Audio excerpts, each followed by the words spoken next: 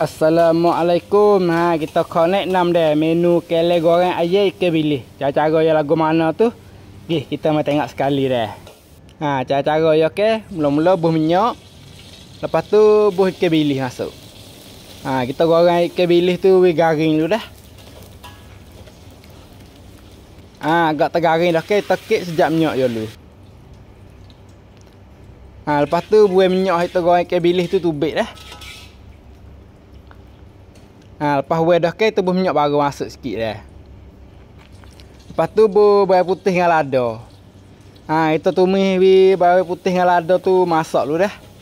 Kau dah masak apa dah tak kena atau garing ya.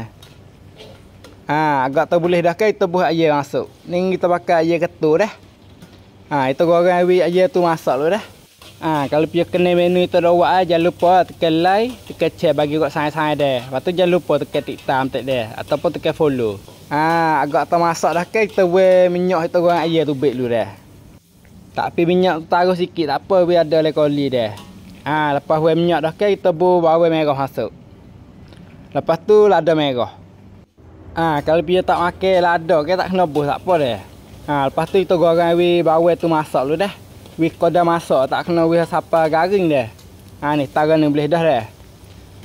Lepas tu kita buat air putih masuk. Lepas buat air putih dah ke, kita tunggu air gelegak dulu dah. Kalau bahasa Mali tak silap panggil air didik dah. Agak tak air gelegak dah ke, kita nak kakah je gapo tak dah. Kakah je ke sakar dalam 2 sudu dah. Baking sikit ataupun suka hati lah. Lepas tu air cicak dalam 2 sudu.